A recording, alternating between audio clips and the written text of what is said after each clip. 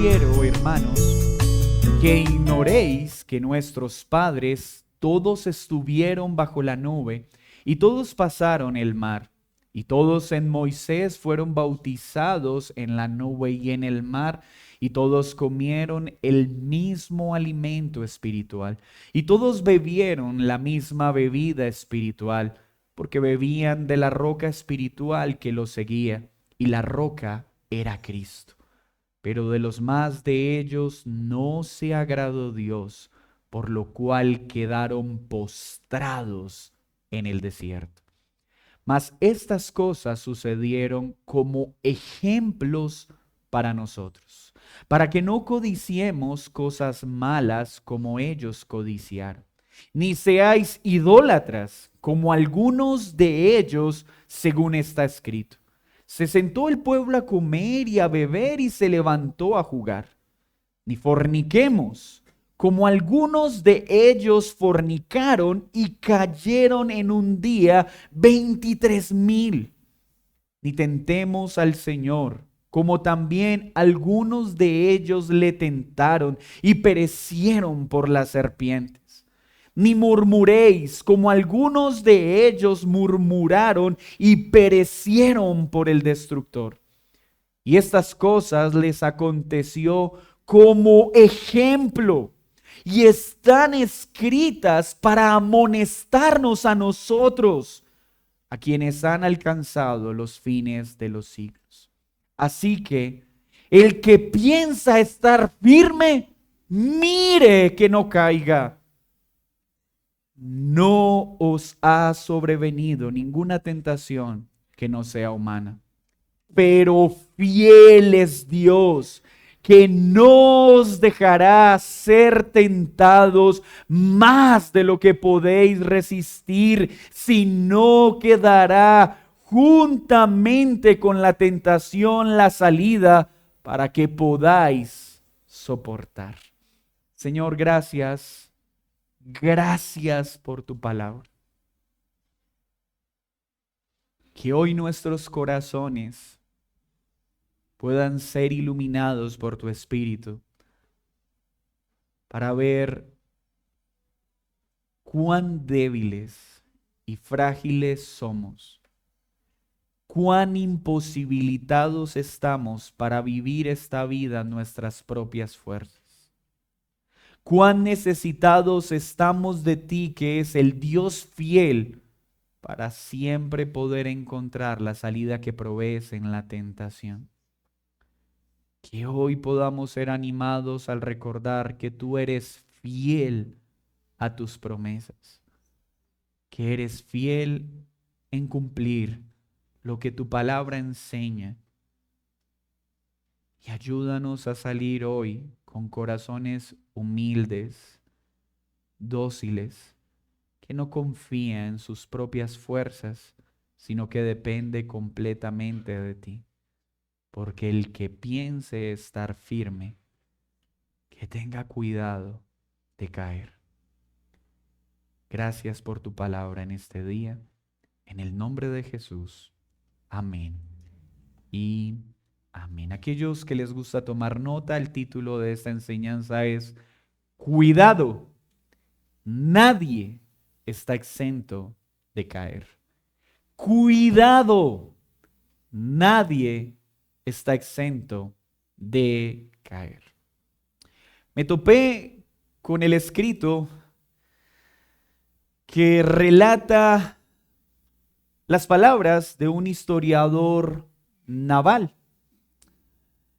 Este relato tiene varios elementos supremamente interesantes en relación a la vida cristiana.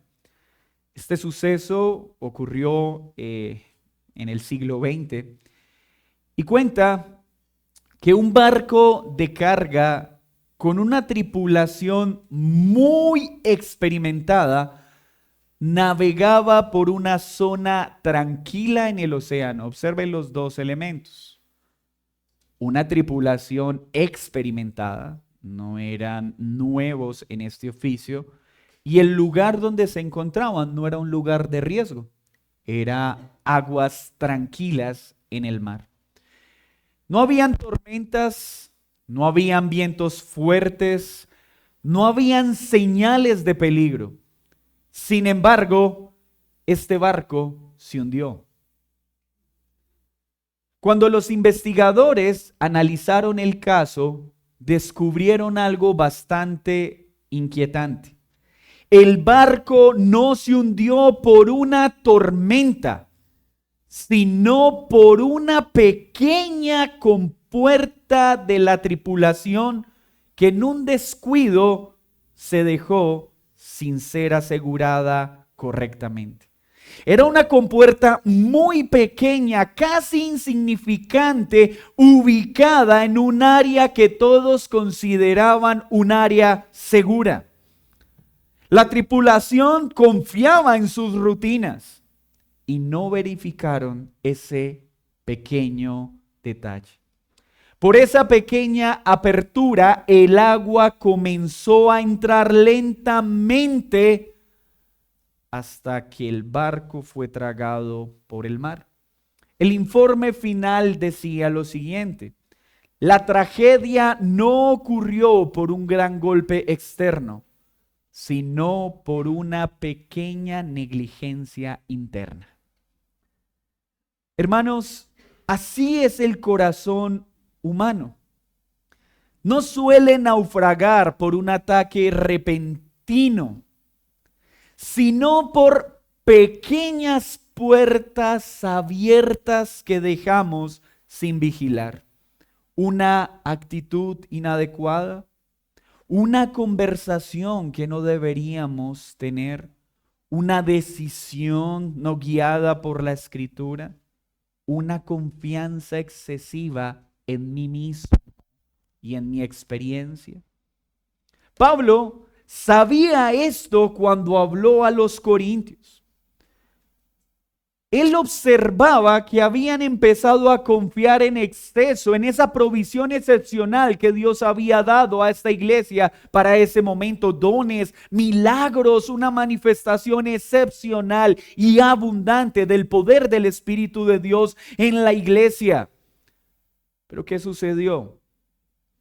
El orgullo empezó a tocar a la puerta, el exceso de confianza por la comodidad de las bendiciones y los logros rápidamente empezó a afectar a la iglesia.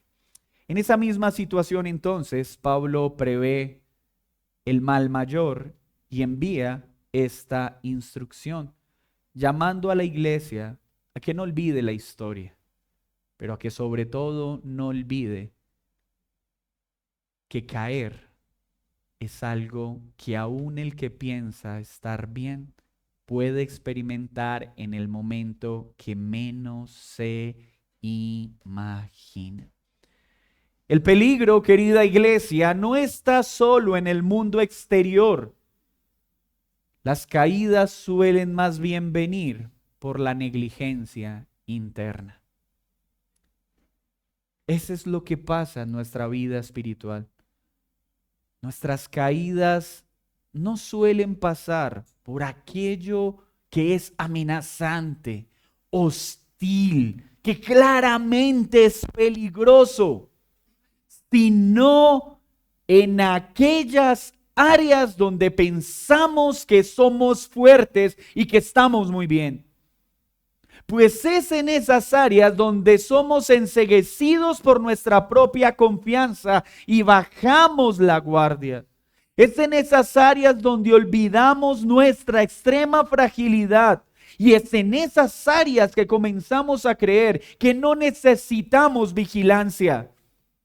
Por eso Primera de Corintios capítulo 10 del 1 al 13 es un llamado urgente a recordar, a humillarnos, a entender que la autoconfianza espiritual es el camino más rápido hacia el pecado. Este año para la Iglesia de Cristo y particularmente para los entornos de iglesias que llamamos saludables, ha sido un año supremamente doloroso. Este ha sido un año donde han caído tristemente en pecados escandalosos. pastores tan amados y tan importantes en este lado de la doctrina. Hombres que con sus vidas han hecho tanto bien a la iglesia. Muchos de nosotros podríamos decir, sus prédicas me han animado. Gracias a sus enseñanzas conocí el Evangelio. Gracias a su enseñanza entendí la reforma.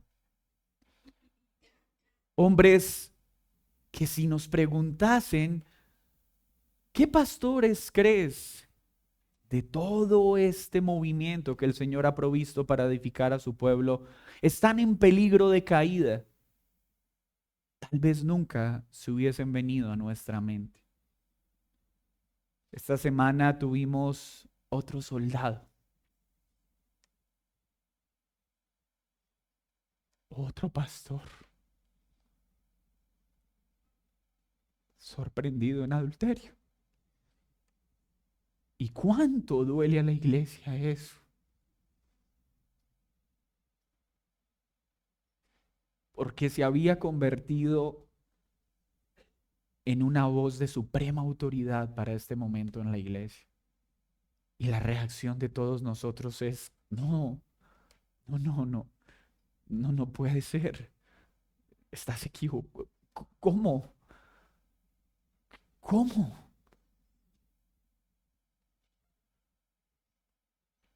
Este año ha sido un año de escuchar, este matrimonio se acabó. No, ¿cómo?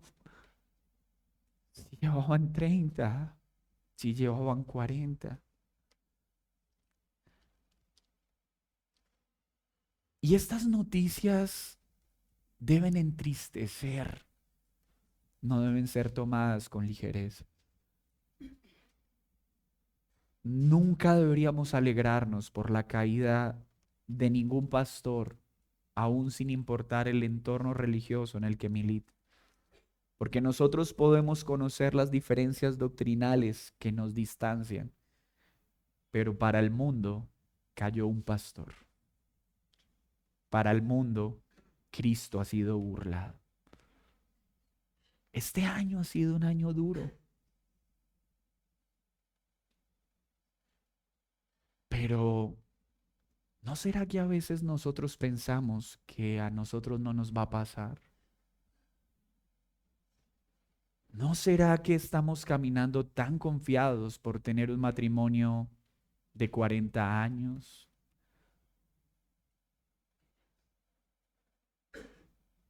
Por tener una empresa exitosa, por tener un buen testimonio. Y hemos empezado a descuidar la vigilancia que debe gobernar en nuestros corazones. Por eso hoy quiero que salga algo en nuestras mentes. Cuidado, ninguno de nosotros está exento de caer. Vamos a ver este sermón en tres enunciados, del versículo 1 al 5, un recordatorio que nos libra del orgullo. Del 6 al 10, ejemplos que nos advierten en contra de la autoconfianza. Ejemplos que nos advierten en contra de la autoconfianza. Y del 11 al 13, la fidelidad de Dios, una esperanza en la guerra contra el pecado. Un recordatorio que nos libra del orgullo, ejemplos que nos advierten en contra de la autoconfianza y la fidelidad de Dios, una esperanza en la guerra contra el pecado. Pablo, para esta parte de la carta, te remite a la historia del pueblo de Dios y hace un interesante recorrido con las experiencias contenidas en el Antiguo Testamento. Pero inicia con un tono bastante importante al decir, hermanos, no ignoréis. Es un corazón pastoral que conoce bien los efectos del pecado. Es la súplica de un padre que ve a un hijo en riesgo para decirle, no, no olvides, no, no desconozcas aquello que ha causado la destrucción de otros antes que en ti. Por eso dice, no quiero que ignoren, no quiero que olviden, no quiero que pierdan de vista que hay otros que han sufrido los embates del orgullo, de la autosuficiencia, de pensar que estaban lo suficientemente fuertes como para no caer en pecado, porque ignorar el poder del orgullo es un terreno fértil para la caída.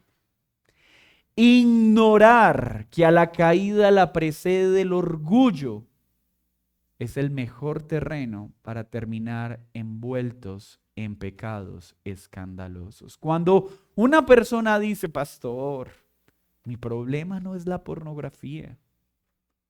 Yo caeré en otras áreas, pero en esa, tranquilo. ¿Saben qué indica esa expresión? Estás enceguecido por el orgullo, porque significa que es un área en la que camina seguro, pero no está siendo vigilante, y piensa ser fuerte en un área en que todos los seres humanos son débiles. Pastor, tranquilo, fornicar yo jamás. Me guardaré hasta el matrimonio, le aseguro que este noviazgo lo voy a llevar con integridad hasta el altar. Usted sabe que soy virgen y así llegaré al altar. 2 meses después, pastor, estamos en embarazo. No pudimos esperar al matrimonio. Porque cuando alguien piensa ser fuerte en un área, es tan solo una evidencia no de su fuerza, sino de su ceguera. Porque nadie es fuerte en ninguna área a menos que viva en completa dependencia de Cristo, consciente de su completa debilidad y fragilidad. Entonces Pablo les recuerda, permítanme devolverlos en la historia.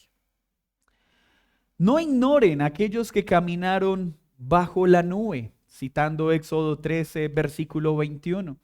Pablo les recuerda esta situación y Jehová, el Dios Todopoderoso, iba delante de ellos de día en la columna de nube para guiarlos por el camino. ¿Recuerdan la escena?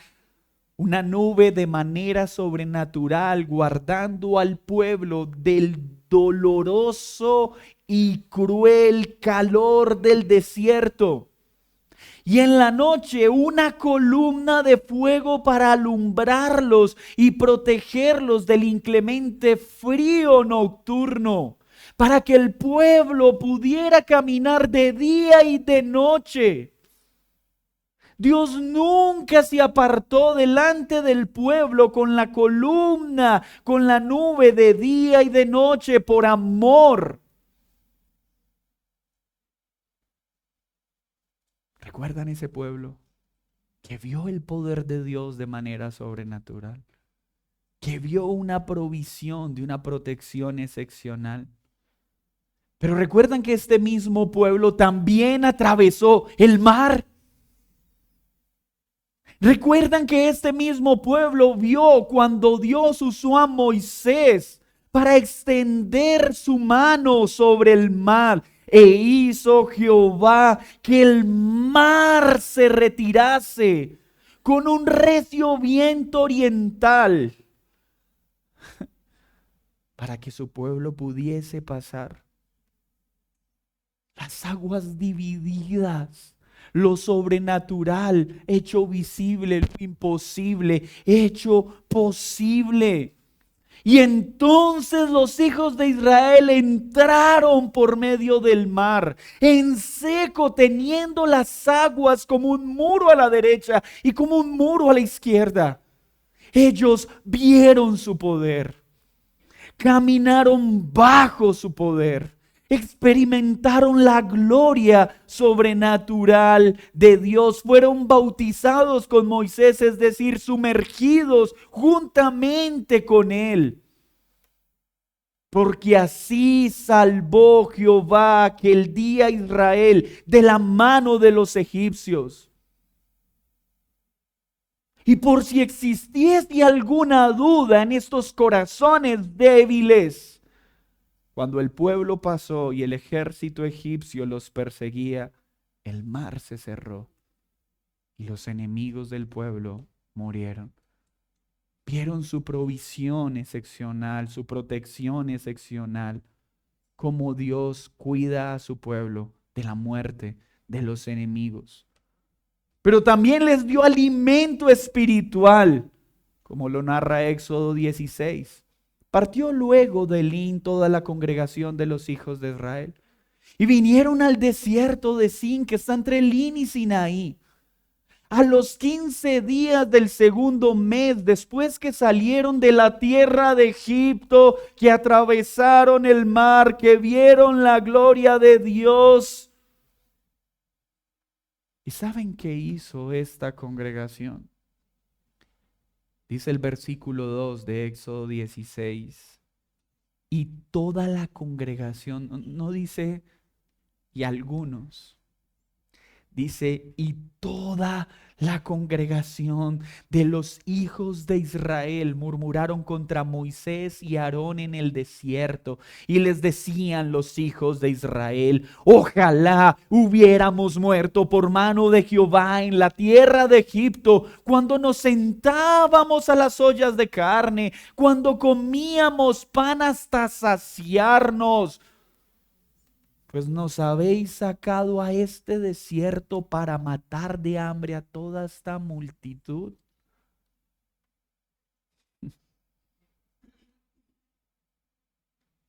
Ellos saborearon el poder de Dios, pero murmuraron contra los comisionados de Dios, pero al final es contra Dios mismo. Prefirieron morir. Le solicitaron a Dios que mejor no los hubiese sacado. Ya estaban menospreciando el pasar en medio del mar, el ver la nube, el ver ese cuidado especial. Bebieron del agua espiritual que Dios les dio de manera sobrenatural en el desierto. Esa misma roca que Pablo nos recuerda que es Cristo, Cristo, el agua de vida. Ellos saborearon.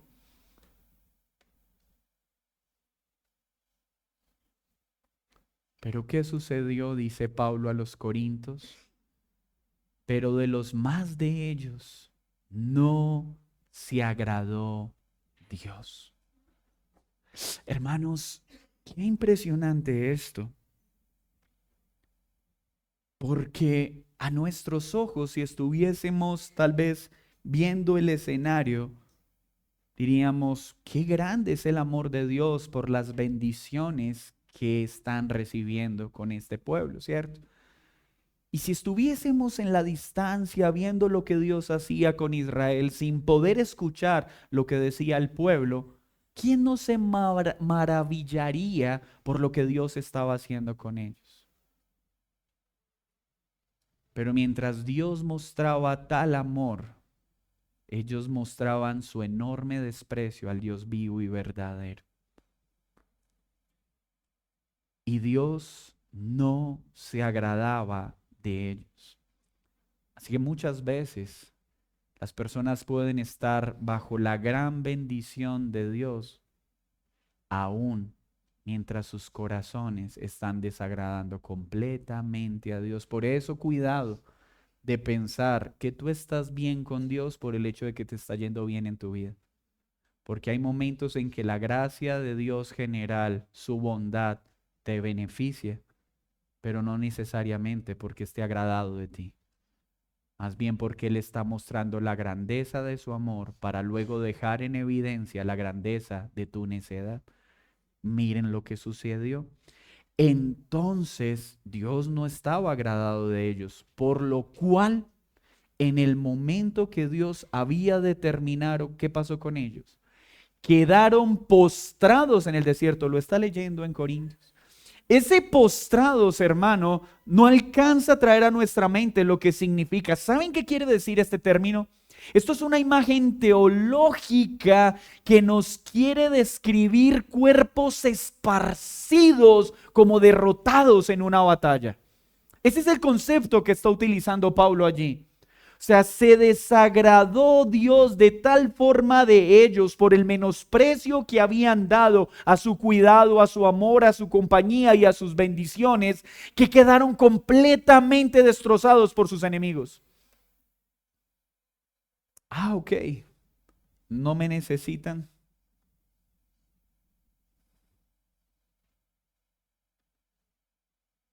Quedaron completamente derrotados en batalla. Un hermano antiguo escribió: los privilegios nunca fueron diseñados para dormirnos, sino para despertarnos a una obediencia más vigilante. Pero lamentablemente, al igual que el pueblo de Israel, muchas veces nuestros momentos de mayor bendición se convierten en los momentos de mayor descuido.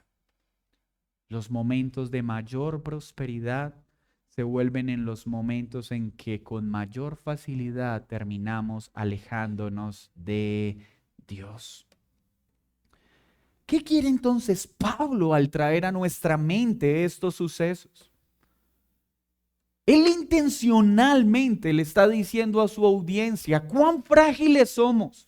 Y cuán fácil es al corazón del hombre un día estar saboreando de la grandeza de Dios y al otro día estarse quejando y murmurando de Él. La facilidad con la que un día podemos estar maravillados con su gloria y al otro día con asombrosa facilidad actuar como si Dios no hubiese hecho nada por nosotros. Dudar de Él, desestimarlo, menospreciarlo.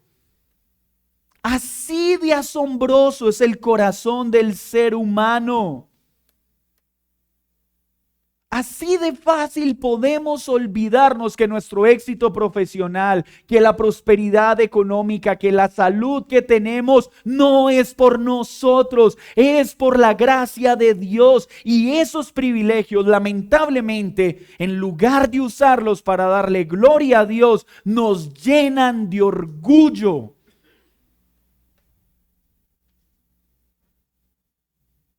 Mira, cuán peligroso es que tú te atribuyas la salud que tienes simplemente a tu buen cuidado. Yo tengo tanto miedo cuando la gente exhibe su buena salud anunciando que es el resultado de su buena alimentación, de su mucho ejercicio, porque ¿sabes qué significa eso? Que esa persona está pensando que su salud no es una gracia inmerecida, sino el resultado de sus orgullosas disciplinas. Y no significa que no debemos tenerlas. Claro que debemos ser diligentes en cuidar nuestro cuerpo, pero nunca pensar que si somos personas saludables es por nuestro actuar. Es por la gracia de Dios.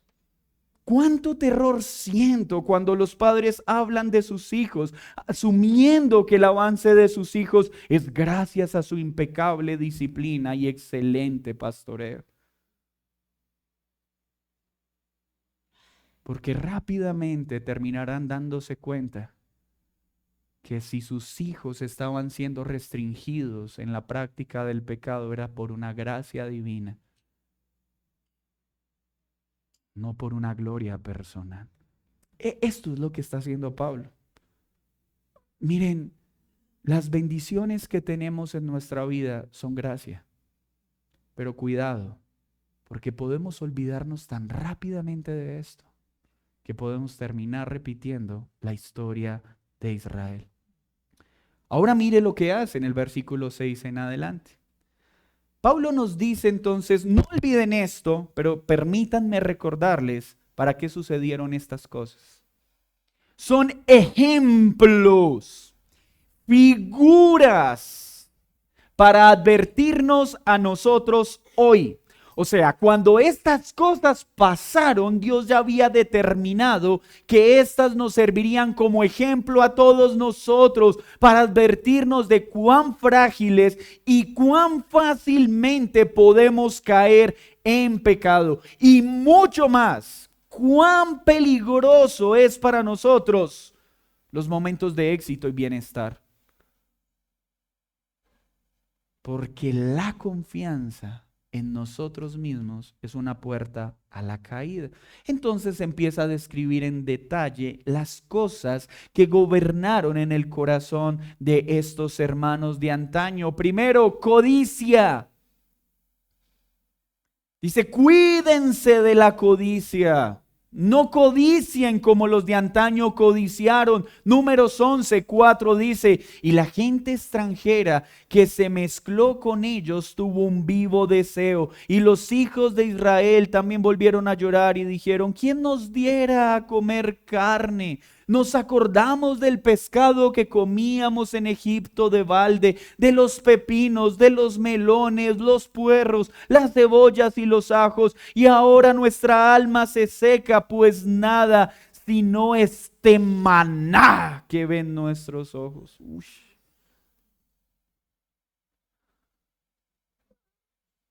Es la misma expresión que surge de un corazón que dice, mejor no me hubiese sido conocerte, Dios, porque vivía mejor antes de ti.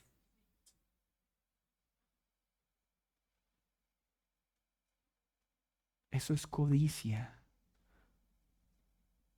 Cuando queremos tener los placeres de este mundo antes que el cuidado especial de Dios, aun cuando éste es incomprensible.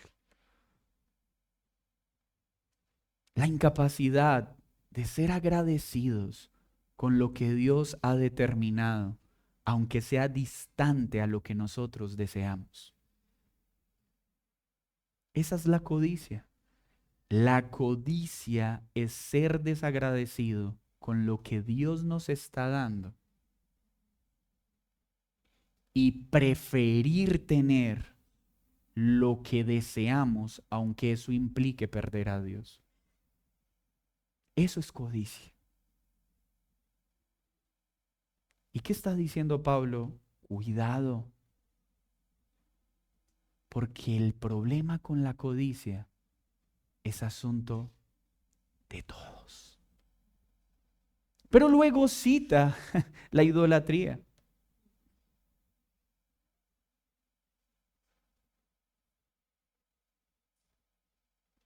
Déjeme terminar con esto antes de pasar. La codicia es la queja y el deseo que insiste en poner cosas secundarias por encima de la bondad y perfecta provisión de Dios. La codicia es un corazón insatisfecho que menosprecia el tener a Dios como su provisión y pretende encontrar en las provisiones de este mundo aquello que solo Dios puede dar. Idolatría. ¿Qué tal si pensamos en lo que pasó en Éxodo 32? Idolatría es darle un lugar a cualquier cosa o persona en nuestro corazón que le pertenece a Dios. Eso es idolatría. Es dejar que algo ocupe en nuestra vida el lugar que solo a Dios le pertenece. Y la idolatría no solo son imágenes. Yo puedo hacer de mi hijo un ídolo, puedo hacer de mi cónyuge un ídolo, puedo hacer de mi salud un ídolo, de mi trabajo un ídolo. ¿Y cómo se nota esto? Cuando estoy feliz mientras tengo el trabajo que soñé y ya no quiero saber nada de Dios porque lo perdí. Es decir, que era un ídolo. Estar muy feliz cuando tienes una provisión económica, pero por alguna razón pierdes tu provisión económica y ya no quieres saber nada de Dios. ¿Por qué no quieres saber nada de Dios? Porque para ti lo más importante en tu vida era el dinero, no Dios.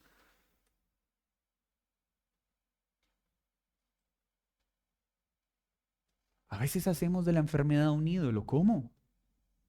Cuando nuestra mente solo está pensando en que me duele aquí, en que me duele allá, ya no tengo tiempo para orar, todo el tiempo estoy pensando en qué va a pasar, será que cada vez esto va a empeorar y se vuelve el centro de tu atención. Hay personas que vuelven la enfermedad el centro de su vida.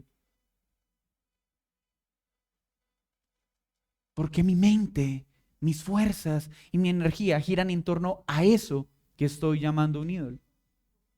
Los hijos. Cuando prefiero desagradar a Dios antes que corregir a un hijo que está pecando porque me da miedo que se vaya de la casa, porque no quiero que se ponga triste. Es decir, para ti es más importante satisfacer a tu hijo para retenerlo que glorificar a Dios confrontando su pecado.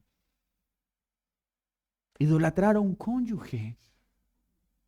Cuando para mantener satisfecho a mi cónyuge cedo a sus solicitudes pecaminosas, aun cuando sé que desagradan a Dios, eso es idolatría, porque lo estoy amando más a Él que a lo que Dios demanda. Y así podríamos dar muchos ejemplos. Miren lo que dice Éxodo 32, versículo 1. Viendo el pueblo que Moisés tardaba en descender del monte, es decir, ellos querían que Moisés bajara más rápido, se acercaron entonces a Aarón y le dijeron, Aarón, ven, levántate. Moisés está demorando mucho. Haznos dioses que vayan delante de nosotros. Porque a este Moisés, el varón que nos sacó de la tierra de Egipto, no sabemos qué le haya acontecido. Y Aarón les dijo, apartad los arcillos de oro que están en las orejas de vuestras mujeres, de vuestros hijos, de vuestras hijas. Tráiganlo, traigan todo el oro que tengan en sus manos. Entonces todo el pueblo rápidamente fue por los arcillos de oro que tenían en sus orejas, se los entregaron a Aarón. Él los tomó de las manos de ellos y les dio forma con un buril e hizo de ellos un becerro de fundición. Entonces dijeron, Israel, estos son tus dioses que te sacaron de la tierra de Egipto. ¿Qué quiere decir esto? Que le atribuyeron a los dioses que ellos fabricaron con sus propias manos la gloria que le pertenecía a Dios. Es lo mismo que nosotros hacemos continuamente. Cuando nosotros le damos la gloria a personas, a hombres o a nuestras diligentes actitudes, la gloria de algo que solo le pertenece a Dios. Eso es idolatría. Y nosotros seguimos formando ídolos, fabricando ídolos, ya no con nuestras manos, sino en nuestro propio corazón. Por eso Calvino decía, cuidado, nuestro corazón es una fábrica de ídolos. Y el mayor ídolo de todos nuestros ídolos somos nosotros mismos. Cuando queremos que todos se acomoden a nuestros intereses, a nuestras preferencias, a nuestros criterios particulares, en la forma que a nosotros nos parece, eso es una forma de idolatrarnos.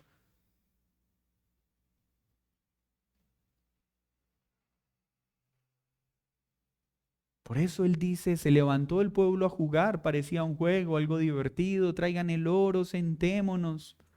Pero terminaron cayendo en inmoralidad sexual, porque la idolatría siempre está acompañada de inmoralidad. La inmoralidad sexual, mira, si tú estás lidiando con la pornografía, con cualquier práctica inmoral, hay una razón específica. Y es que le estás dando en tu corazón el lugar a algo de una forma que no le pertenece. Le estás dando a algo el lugar que solo le pertenece a Dios en tu vida. Hay un ídolo que estás alimentando. Porque la inmoralidad sexual es una forma ilícita de querer satisfacer un deseo lícito. Todo acto inmoral es un acto idolátrico a mí. La lucha con la inmoralidad sexual es tan solo la evidencia de que me tengo por un ídolo que merece satisfacer sus deseos a como dé lugar, aunque esto implique desagradar a Dios. Tentar a Cristo. Pablo les dice, cuidado con los que tientan a Cristo. Números 21:4 dice que después partieron del monte de Hor, camino del Mar Rojo, para rodear la tierra de Edom. Y se desanimó el pueblo por el camino, y habló el pueblo contra Dios y contra Moisés. ¿Por qué nos hiciste subir a Egipto para que muramos en este desierto? Pues no hay pan ni agua, y nuestra alma tiene fastidio de este pan liviano que tú nos das. Le dijeron a Dios: estamos fastidiados, hastiados del bien que nos provees aun cuando no lo merecemos. Tentar a Cristo, provocar a Dios, es menospreciar sus bondades. Es poner a prueba su paciencia. Es cuestionar sus designios. Es vivir de manera contraria a su palabra, pensando que nada nos va a pasar. Es pensar que podemos ser irreverentes contra Dios, menospreciar su bondad y creer que nada nos va a suceder. Que Dios haya sido paciente hasta hoy con nosotros no significa que está obligado a mañana hacerlo. Tentar a Dios es ser consciente de que estoy haciendo algo que desagrada a Dios y seguir haciéndolo, refugiándome en la paciencia que ya me ha tenido. Bueno, Señor, si hasta hoy no ha descendido fuego de mí, tú eres paciente y tú eres amor y me darás algunos meses antes de dejar de embriagarme, antes de apartarme de la pornografía, antes de dejar a esta persona con la que estoy siendo infiel, este robo que estoy haciendo. Eso es provocar, eso es tentarlo. ¿En qué áreas de tu vida estás pecando y estás tentando a Dios? Estás provocándolo a ira, estás jugando con Él.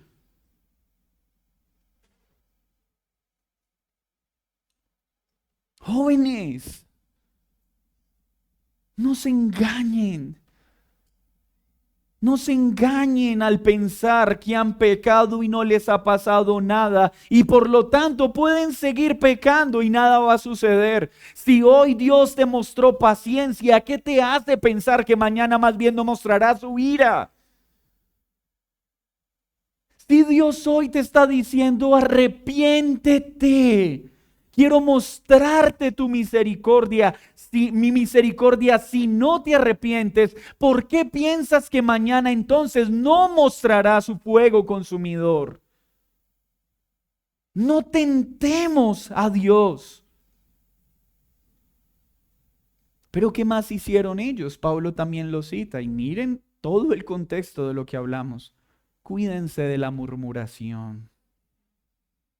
Números 16:41 dice: el día siguiente toda la congregación, recuerda, toda la congregación de Israel, ¿qué hizo?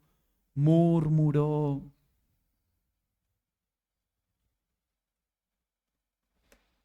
La lengua que murmura revela un corazón arrogante y no vigilante. ¿Notan cómo se va uniendo todo esto? La murmuración, la codicia, el tentar a Dios, el menospreciar la bondad de Dios. ¿Notan que al final terminan lo mismo? Un corazón que arrogante. Porque cuando yo me siento en libertad de murmurar de otro, es porque me siento mejor que ese otro. Es porque pienso que yo estoy en una condición moral mejor que la del otro. Pero cuando yo soy consciente de mi fragilidad, ¿cómo me atrevería a murmurar de la debilidad de otro? ¿Cuán triste ha sido ver las redes hablando acerca de los pastores que han caído? Pastores que hoy se sienten los nuevos youtubers de la fe, haciendo análisis de: este pastor cayó por esto, este pastor cayó por esto. ¿Quién te crees tú para andar emitiendo juicios sobre la caída de otro? Hermanos, y déjeme decirle algo: cuando un pastor cae en pecado, el asunto disciplinario de ese pastor le pertenece a Dios y a su iglesia local. Debemos simplemente orar para que la iglesia local de la cual ese pastor hace parte lo discipline sabiamente para la restauración de su alma, no para la destrucción.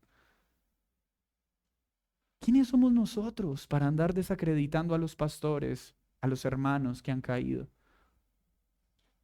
Pero si lo hacemos, es solo por una razón, porque somos orgullosos. Porque pensamos que eso a nosotros no nos va a pasar, porque pensamos que estamos en una mejor posición que ese que cayó. Cuidado, porque cuando hay personas hablando de otros, solo reflejan no el mal de aquellos de quienes están hablando, sino la soberbia y la ceguera que hay hacia su propio pecado.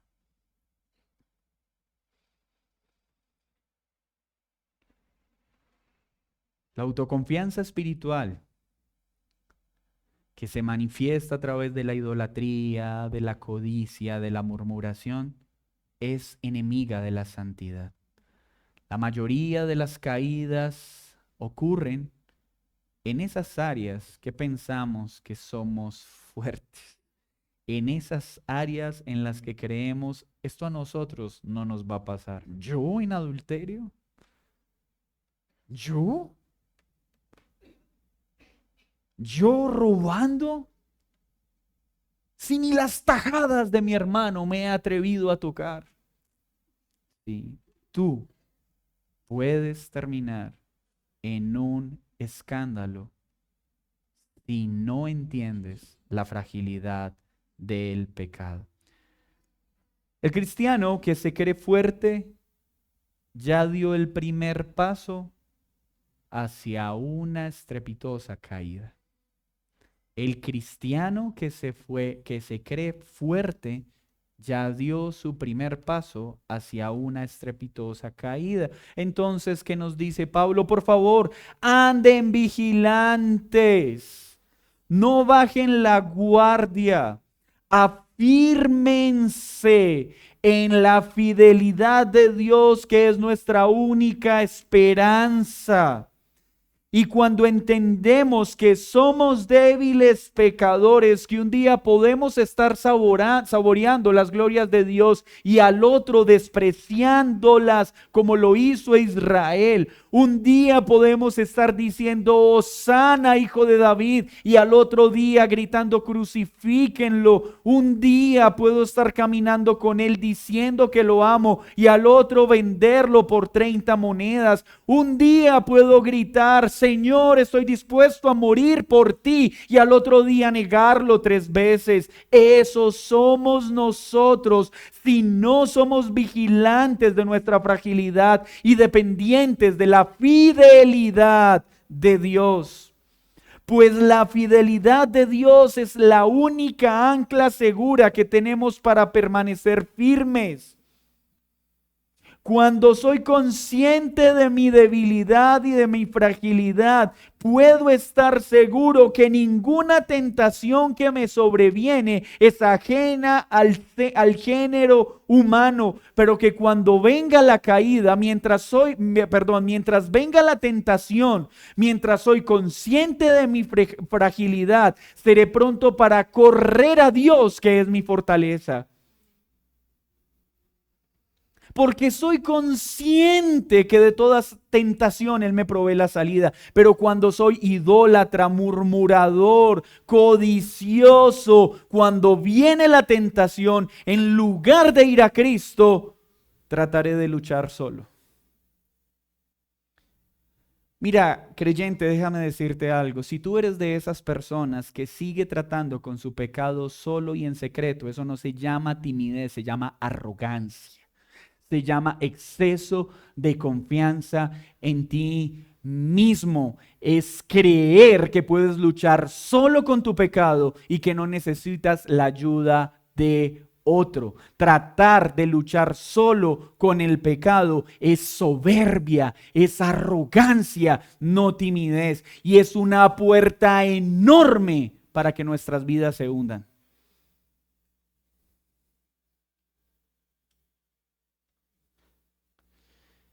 Pero cuando somos conscientes de nuestra fragilidad, podemos estar seguros de que Dios, que es fiel, nunca dejará que haya una tentación que supere nuestra capacidad para resistirla, porque Él siempre nos dará juntamente la salida. Y ese para salir de la tentación no es huir de manera cobarde. El término allí utilizado es una salida estratégica del campo de batalla. Es decir, no hay ninguna tentación que esté por encima del poder de nuestro Dios que es fiel para guiar a un corazón que depende de Él. No va a haber ninguna tentación de la cual Dios no pueda librar un corazón que se humilla ante Él para decirme, ayúdame, porque solo no puedo. Si tú no vas delante, no puedo. Pero cuando un corazón es codicioso, orgulloso, que murmura, que menosprecia a Dios, entra en tentación, no es que Dios no le provea la salida, es que está tan enceguecido por su orgullo que despreciará la salida que Dios le dé para seguir intentando salir de la tentación en sus propias fuerzas. Porque el orgullo enceguece. Porque el orgullo tapa mi oído para oír la voz de Dios con claridad. Porque el orgullo me hace pensar que puedo ir en una dirección creyendo que es la dirección correcta, en lugar de humillarme y decirle a Dios, me rindo. No hallo una salida. No tengo fuerzas. No soy capaz. Ven en mi auxilio. Así que en medio de la tentación, un corazón orgulloso seguirá tratando de librarse de la caída en sus fuerzas y el resultado final será muerte. Pero el corazón dependiente de Dios siempre encontrará la salida, porque donde Él es débil, Dios se hace fuerte. Y donde el creyente confía en Dios, la voz clara y perceptible de Dios retumbará en nuestro corazón diciéndonos, bástate mi gracia, porque yo me perfecciono en tu debilidad. Así que, hermanos, permítame terminar con las mismas palabras que el apóstol expresa. Cuidado. El que piense estar firme, tenga cuidado de no caer. Y la única forma de no caer es caminar en completa dependencia a Él, entendiendo que todos seremos tentados en todas las áreas de nuestra vida, pero fiel es Dios que no nos dejará ser tentados más de lo que podemos resistir, sino que nos dará la salida juntamente con Él de la tentación. Estar ahí para ayudarnos a soportar el fuego de la tentación.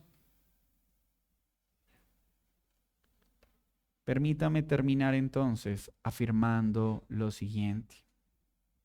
Iglesia, estemos recordando la facilidad con la que muchos hermanos han caído a través de la historia. Para recordarnos una cosa. Ese pudiste ser tú, ese pude ser yo.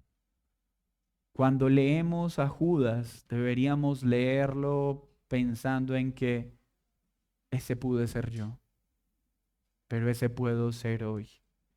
Cuando leemos a Demas, que abandonó a Pablo, debemos leerlo pensando en ayúdame, porque ese Demas puedo ser yo.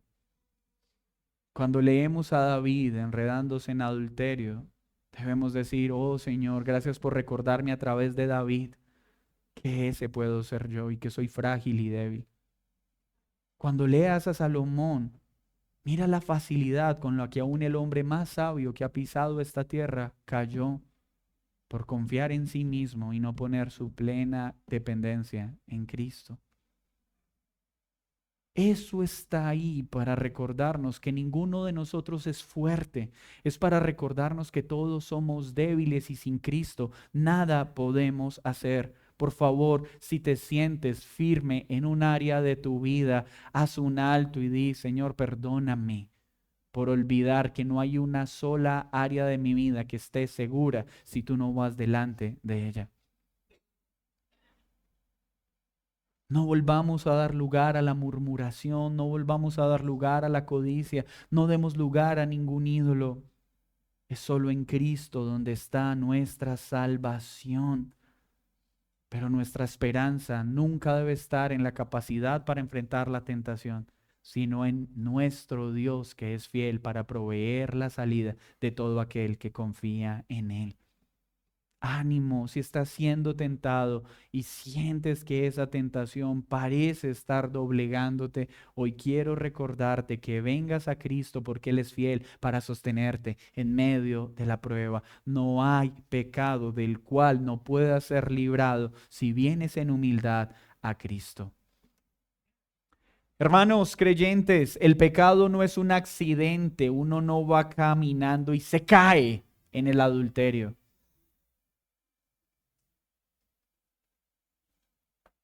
En el pecado no se cae.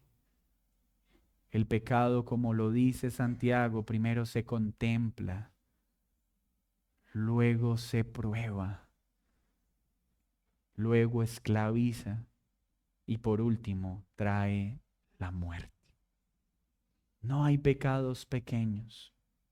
Todo pecado tiene poder para destruir los viñedos. Pero también esto está ahí para advertirnos del juicio de Dios. Y es que Dios es amoroso, Dios es paciente, Dios es misericordioso, pero también es fuego consumidor. De Dios nadie se burla.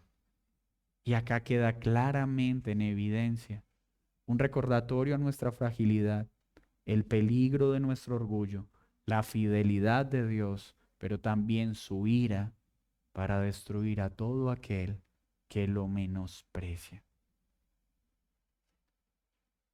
Ven a Cristo, ven a Cristo, ven a Cristo. Tú que no has creído en Él, por favor, no confíes más en tu propia fuerza, no seas arrogante. Ven a Cristo y hallarás misericordia y tendrás la fuerza para liberarte de la tentación. Pero sin Cristo solo vendrá muerte y destrucción, como estas historias acá contenidas. Iglesia, estamos en una guerra sin tregua. La caída espiritual es real y es una posibilidad cercana a todos los que estamos acá, pero descansamos en que la gracia de Dios nos sostiene, nos levanta y nos preserva hasta aquel glorioso en que nos encontraremos, aquel glorioso día en que nos encontraremos con Él para siempre. Descansamos en la fidelidad de Dios, pero nos recordamos que el que piense estar firme, tenga cuidado de no caer. Señor, muchas gracias por tu palabra, por recordarnos la facilidad con la que podemos un día estar contemplando tus bondades y al otro despreciándolas. Un día ser sujetos de tus bendiciones y al otro de tu justa y perfecta ira sobre los hombres. Perdona a tu iglesia. Perdónanos cuando como pueblo tuyo damos lugar a la lujuria, a la fornicación, a todo tipo de inmoralidad, a todos los pecados hoy descritos en esta carta. Perdónanos, perdónanos. Perdónanos por cada vez que hemos cedido al pecado, porque no es porque no nos hayas dado una salida, sino que nuestro orgullo nos encegueció de tal manera que preferimos buscar una salida que se ajustara a nuestros deseos pecaminosos. Perdónanos por todas las veces que despreciamos tu provisión para no ceder a la tentación por causa de la ceguera y necedad que el orgullo produce en nuestros corazones. Llévanos hoy a casa siendo conscientes de nuestra fragilidad y siendo conscientes de que todo lo bueno que hemos recibido es gracias a ti. Gracias por aquellas áreas de nuestra vida en las que aún no hemos cedido al pecado, pero que hoy salgamos de acá conscientes de que en un descuido podríamos pecar en cosas que nunca nos hubiésemos imaginado, a menos que caminemos en completa dependencia a ti. Gracias por esta tu iglesia. En el nombre de Jesús. Amén y amén. Hermanos, vamos a disponernos para tomar la cena del Señor.